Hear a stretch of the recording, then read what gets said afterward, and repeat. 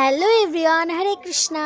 তো আজ আমরা বেরিয়ে গেছিলাম, মানে আজ বলতে জুলাইয়ের এটা 31 তারিখ ছিল আর আমার কাজ ছিল 1 আগস্ট। তো তার আগের দিনে আমরা বেরিয়ে গেছিলাম কারণ লোকেশনটা ছিল অনেকটা দূর আর সেখানে আমার সকাল থেকেই কাজ ছিল। তাই এত দূরে আমরা কাজে এসেছি, মানে গুপ্তিপাড়া টু মেছেদা, কত কিলোমিটার সেটা দেখতে হবে।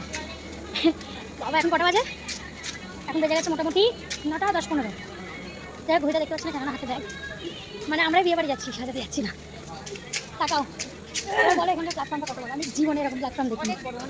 ব্রিজ আর ব্রিজ। The next day. তো অনেকটা রাত হয়ে গেছিলো আমাদের লোকেশনে পৌঁছাতে।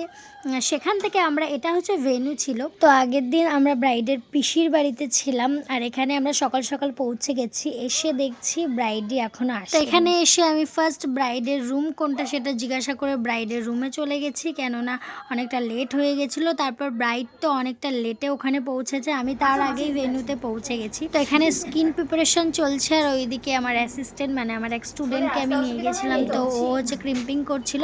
আর এখানে দেখো গলায় কতগুলো যে ওই যে আশীর্বাদের যেগুলো পরায় কাঠের মালা, ওগুলো পরেছে। আর এতগুলো থাকলে তো মেকআপ করা অসম্ভব ব্যাপার, মানে প্রবলেম হবে ভীষণ। তো এগুলো খুললে পরেও নাকি যে আশীর্বাদ করার সময় এই মালাগুলো পরিয়েছে তাদের রাগ হবে। কি করা যায় বলো তো? আমি কখনো এতগুলো মালার মানে ব্রাইড পাইনি যে এতগুলো গলাতে মালা পরে রয়েছে। যাই হোক, সেগুলো খুলতে তো বাধ্য, কেননা মেকআপটা ঠিক মতো হবে না। তোমরা শুধু আমার ব্রাইডের ল্যাশগুলো দেখো একটু, সেটাই বোঝা যাচ্ছে না। তাকাও চোখটা উপর দিকে বেশি রাখি না, এত সুন্দর চোখের পলক, খুব সুন্দর। বেশি ওরা রাখে না, জামাইতে এই পলক দেখেই মানে পছন্দ করে। ওকে হাসিও না এখন। তো আমার তো ভীষণ পছন্দ হচ্ছিল চোখের ল্যাশগুলো। আমার যেন মনে হচ্ছিল আমি যদি নিয়ে নিতে পারতাম, কেননা আমার চোখে প্রচণ্ড কম ল্যাশ, মানে নেই বলতেই চলে। তো ব্রাইডের চোখের ল্যাশ যেমন ছিল না, তার সাথে সাথে ব্রাইডের ফেসেও প্রচুর পরিমাণে বড় বড় পশম ছিল। এখানে বোঝা যাচ্ছে কি না জানি না, ব্রাইডের গালে যদি দেখো তোমরা তাহলে একটু কালো কালো ছোপ ছোপ আছে, যেগুলো ওগুলো হচ্ছে পশম। তো সেগুলো ওকে আমি বলেছিলাম যে রিমুভ করতেও করেনি, আপার লিপটাই করেছিল। তো ওখানে খুব বাজে লাগছিল, ক্যামেরাতে বোঝা যাচ্ছিল না, কিন্তু ক্লোজ থেকে দেখলে তো পশম বোঝাই যাবে, যে কারণে ওটা আমরা রিমুভ করে দিয়েছিলাম। পরে বলতে এটা তো হলদি লুক ছিল, তো ব্রাইডাল মেকআপের আগে আমরা রিমুভ করে দিয়েছিলাম।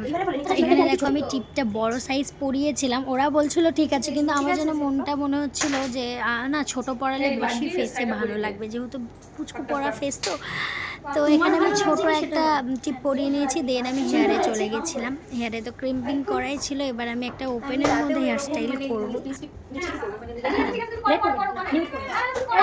তো এখানে আমি আগেই বললাম ওপেন হেয়ার স্টাইল করছি, একটা অ্যাডভান্সের উপরে হেয়ার স্টাইল করছি। ব্রাইড বলেনি অ্যাডভান্স হেয়ার স্টাইল নেবে, কিন্তু আমি ব্রাইডকে সাজেস্ট করলাম যে অ্যাডভান্সের মধ্যে কিছু নাও, ভালো লাগবে। মানে আমার না হাত চুলকায় অ্যাডভান্সের মধ্যে কিছু যদি না করি।